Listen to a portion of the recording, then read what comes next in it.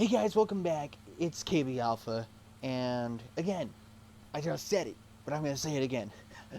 Welcome back to Everlasting Summer. When we last left off, we were discussing about how I think this guy is clinically nuts because he just spends so much time, so much introspective time. We literally spent 15 minutes thinking about his past, how his girlfriend he doesn't even remember, or his first love, uh, vanished from his memory. And apparently he has weird dreams every night where this girl's always asking, will you come with me? Will you or won't you? Alright, so anyways, the sound of an engine brought me back to reality. A bus pulled over. There was something abnormal about it, I thought. Then again, it doesn't matter. Only the 410 runs this route. That looks awesome, but also very, very menacing. Oh. Whoa. What in the hell? What was that? What was that? It's like Ghost Rider or some shit. Anyways, streetlights pass me by. It's as if they're cold light sparks inside of me, trying to ignite feelings long dead. Or maybe not ignite, just awaken them.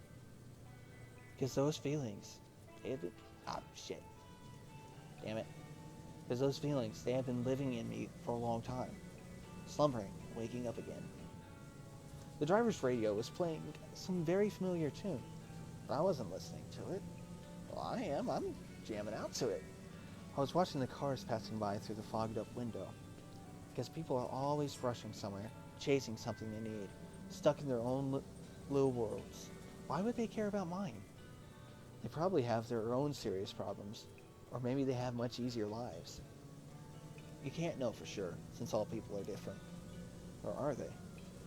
Sometimes someone's actions can be easily predicted, but if you try and look inside his soul, you will only see impenetrable darkness. The bus was approaching downtown, and my thoughts were interrupted by the bright city lights. Hundreds of billboards, thousands of cars, millions of people. I watched this light show, and somehow I got terribly sleepy. My eyes closed for just a moment, and then...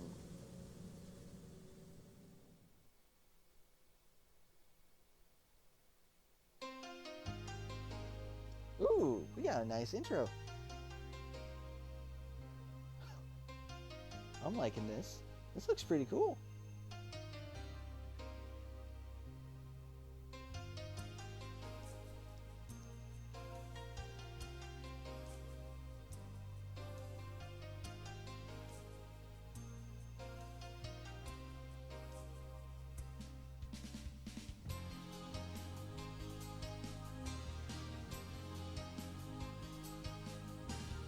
This looks very... Oh, hey! What's going on, Blondie? Whoa. I don't even know your name. What the hell was that? Oh, hey. Huh? Oh, we got a redhead.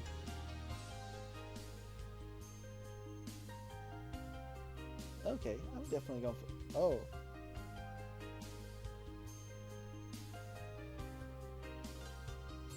Ooh, shit. We got a... Oh, guitar. I've always personally found it sexy if a girl plays guitar. Just definitely. And what the fuck is that, a cat? Everlasting Summer. If you guys haven't noticed by now, this entire thing's in Russian. I mean, the entire damn day one.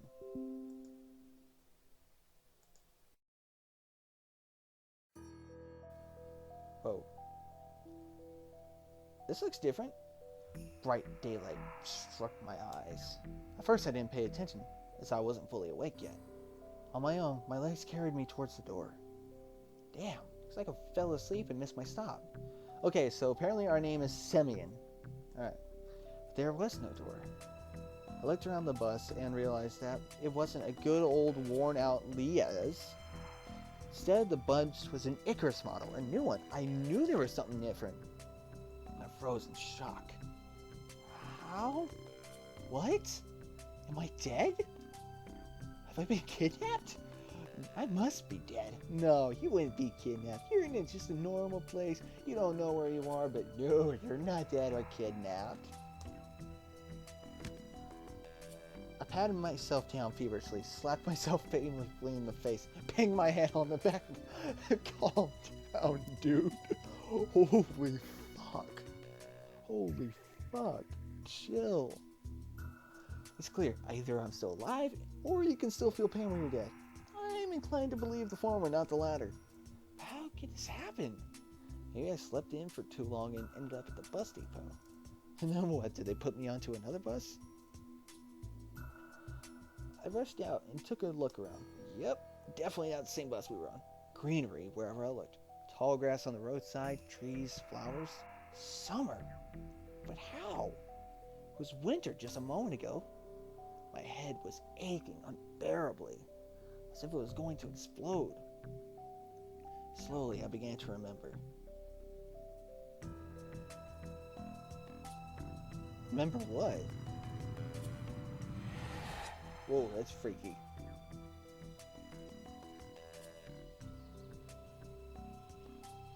A long road running off into the distance. Forest, plains, fields, lakes, and forest again. I think I was sleeping. Then how can I remember all of it? Exactly my thought. And then, a gap. Some girl leaning over me. She softly whispered something into my ear. Then a gap again. Wait, did she ask if we want to go with her? And I woke up here. Who was that strange girl? Was she just a dream? For some reason, thinking about her made me feel better and calmed me down a little bit. I felt warmth all over coming from the inside. Could it be her who brought me here? Then I need to find her. And the best place to look from her is away from here. I rushed to the left, then to the right, then stopped, hesitating over where to go. Finally, I ran in the direction from which the bus had probably come from. ...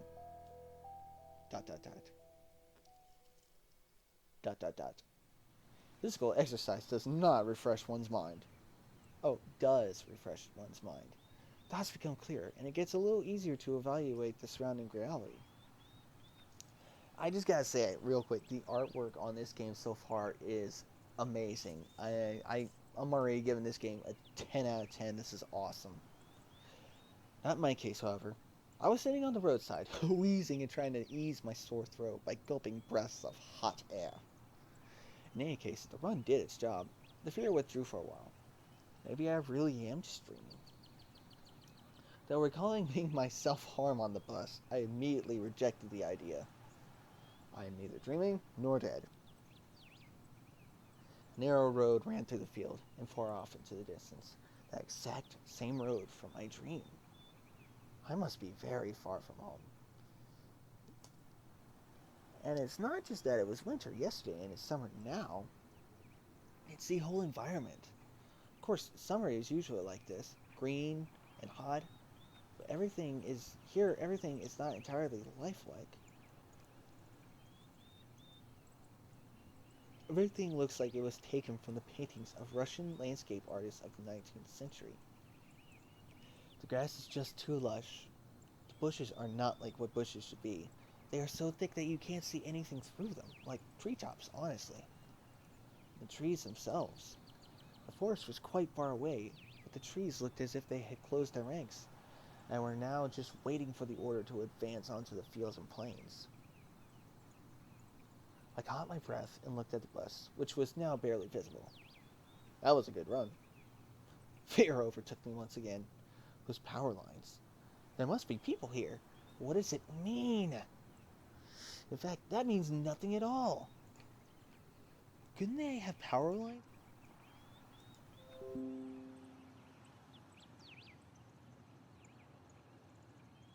Roasting sinners over hot coals? That's so last century. No, you just stick them in a thing of water and just drop some live power lines in there. Oh, that's perfect. Definitely serves chicken upright too. I must have reached the point of no return, after which you either lose your mind completely or finally try to understand what is going on. And while I still have a choice, I should pick the second option. I slowly headed back to the bus. Of course it was scary, but I'm not likely to find an answer in the fields or the woods, or this wretched bucket of bolts. And this wretched bucket of bolts is the only kind of link that I have with the real world. Whoa! Deja vu. A brick wall and its gates crowned with a Sovyanovik sign. Sovyanok means outlet. Pioneer statues of pioneers standing on either side. And a road. Excuse me. And a road sign nearby showing the bus route number 410. The trip's taking a bit too long today. I smirked. A person may start acting inappropriately in extreme situations. Something like that is probably happening to me now.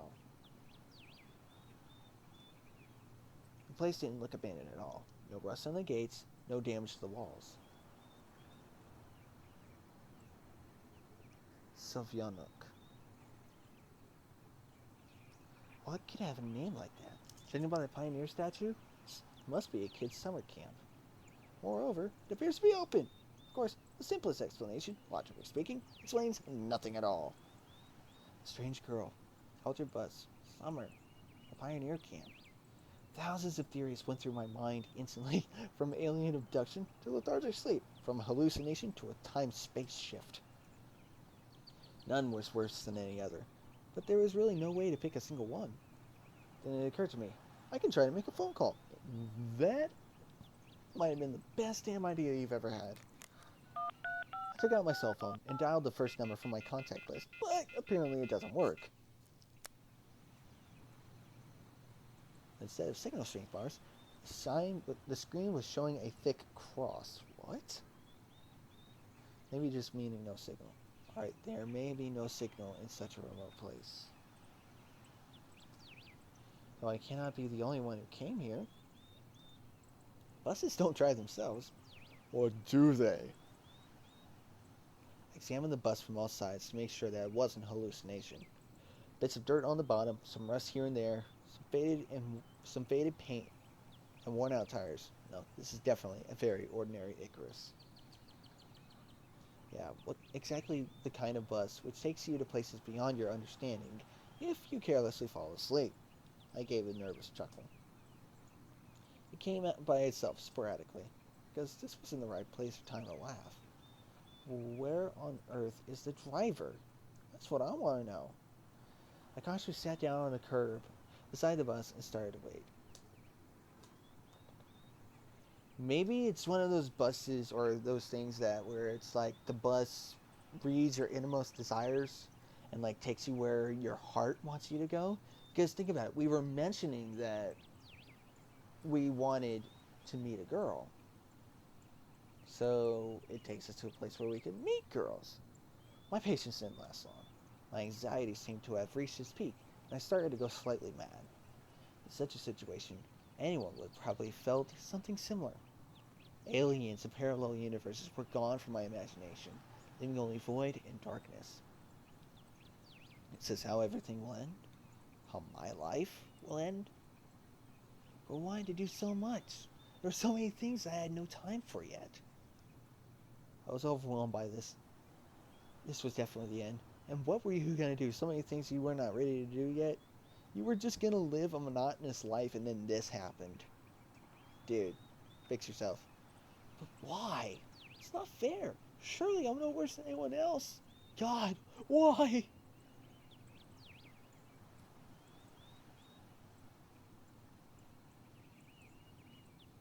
Tears were burning my eyes unbearably. I curled up and started rolling in the grass. And this is where I lose all respect for the guy. You could have kept your calm. You could have kept your cool. What the hell? I am not reading that. Okay, fuck it, I am. Why? What did I do? Why me? But my cries were only heard by the speechless statues of the pioneers and a bird on a tree, which immediately flapped its wings and took off. crying out something in its own bird language, as if laughing at the idiot who dared interrupt its after-dinner nap, or just saying what kind of some kind of loser you are. It could be that. I was left breathless from weeping and just lay quiet, sobbing occasionally. Dot dot dot. After a while, I managed to pull myself together. My mind cleared up a bit, as if terror and the fear of death gave me a little break. All in all, someone wanted to kill me?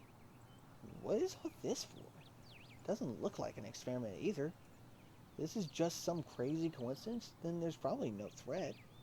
Anyway, for now, it seems there's no danger. Panic was soon gone.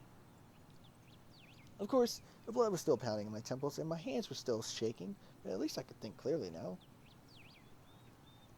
Right now, there's nothing I could really change anyway. So no matter how much I think or how mad I get, it would only make things worse. Until some actual facts appear, there's really no point in making guesses. In any case, I won't learn anything by lounging about here. Or whatever it is. This camp, if of course it really is a camp, looked like the only place where people could be, so I decided to go there, and hardly had I reached the gates when a girl came out from behind them. Hey! Wearing a pioneer uniform. My logic didn't let me down this time. Then again, a pioneer uniform? In the 21st century? And then again, a girl here. I froze, unable to take a step. I felt very much like running away. Running as far away as I could from this place, far from the bus, gates, statues, and far away from this bloody bird with its siesta. Just running, free like the wind, faster and faster, aiming to the planets passing by, winking at the galaxies. Running, becoming a pulsar ray, and turning into vestigial radiation. Running to face the unknown. This guy loves to take detail too far. I love it. Run no matter where, as long as it's far away from this place. Meanwhile, the girl came closer and smiled. Meanwhile, I think she looks very much like Barbie with that look. I could not help but notice her beauty, even though I was trembling with fear. Human instincts work independent of consciousness. While only 5% of the brain is responsible for cognitive processes, the remaining 95% are always busy sustaining life, and in particular, ensuring stable functioning of the hormonal system. Instead, I desperately wanted to get less complicated and stop thinking in formal quotes from an encyclopedia, though my thoughts appeared one by one, being stupid, out of place, as if taken from an internal monologue of the hero of some junky, soft-cover crime fiction book. This story loves breaking the fourth wall. I'm just noticing that now. Pretty Slavic face, long braids that look like 2 armfuls of fresh hay, and blue eyes you could drown in. Hi, you must have just arrived? Well, I'm gonna reply, because yeah. Yeah. Well, we need to get answers, and just standing there, we're gonna look like either a creeper, and she's probably gonna attack us or something, or if we try and talk it out, things are gonna happen. Alright then, welcome. She smiled broadly. Strange. It looked as, it looked as if I had, it looks as if I had just a normal girl in front of me. I shouldn't have returned here. The woods and fields seem better. What shall I do next? Try to speak to her as if she was human, or run away, or what? The blood was pumping unbearably in my head, tearing it apart from the inside. A little bit more, and the poor pioneer girl would be splattered by the gruesome contents of my skull. Jeez! What's so funny about it? I totally wasn't laughing. I totally wasn't laughing about you. I'm sorry.